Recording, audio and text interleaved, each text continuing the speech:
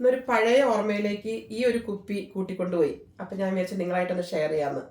ഇന്ന് ഉണ്ണി കടയിൽ പോയിട്ടേ, ഇവിടെ തൊട്ടടുത്ത് കിച്ചൺ ഫ്രഷ് എന്ന് പറഞ്ഞൊരു മലയാളി കടയുണ്ട്. അപ്പോൾ അവിടെ നിന്ന് ഷോപ്പിംഗ് കഴിഞ്ഞ് വന്നു കഴിഞ്ഞപ്പം ഞാൻ ഓരോന്നോരോന്ന് എടുത്ത് വെക്കുമായിരുന്നേ. അപ്പോൾ നോക്കിയപ്പോൾ അയ്യോ ഇങ്ങനത്തെ ഒരു കുപ്പി, അതിനകത്താണ് ഇങ്ങനെ ഒരു കെട്ടും ഇങ്ങനെ നമ്മുടെ നാട്ടിലെ പഴയ തുണിയും ഈ ഒരു ഷേപ്പും എല്ലാം കണ്ടപ്പോൾ പഴയ നമ്മുടെ ഉപ്പുമാങ്ങയൊക്കെ ഇട്ട് വെക്കണ ആ ഒരു സമയത്തേക്ക് എന്നെ തിരിച്ചു കൊണ്ടുപോയി കേട്ടോ. നിങ്ങൾക്കും അങ്ങനെ തോന്നിക്കാണെന്ന് വിചാരിക്കുന്നു.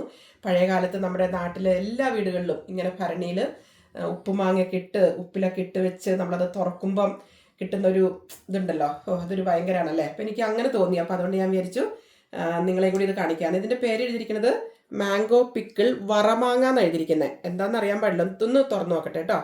എനിക്കിതിൻ്റെ ഈ ഇതൊക്കെ കണ്ടു കഴിഞ്ഞപ്പോഴാണ് ഭയങ്കരമായിട്ട് ഇതായത്. ഇതുണ്ട് നമ്മുടെ നാട്ടിലെ ചരടും ഒക്കെ ആയിട്ട്, ചാക്ക് ചരടെന്നല്ലേ ഇതിന് പറയണത്, ചാക്ക് ചരടും പിന്നെ നമ്മുടെ നാട്ടിലെ പഴംതുണി അങ്ങനെ കെട്ടി വെച്ചേക്കണ ഒരു ഷേപ്പ് കണ്ടോ. ഇങ്ങനെ ഇരിക്കുന്നത് ഇതിൻ്റെ ഷേപ്പ് നോക്കിയേ. ഓക്കെ, ഇനി ഒന്ന് തുറന്നു നോക്കട്ടെ, തുറക്കാൻ പറ്റുമെന്ന് നോക്കട്ടെ.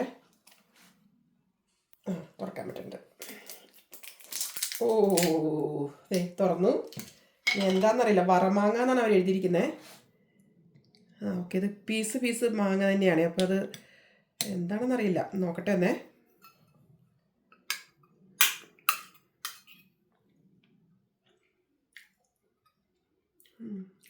നല്ല ടേസ്റ്റ് ഉണ്ട്. എനിക്ക് തോന്നുന്നത് കുറേ നാളായി ഇട്ട് വെച്ചിട്ടെ.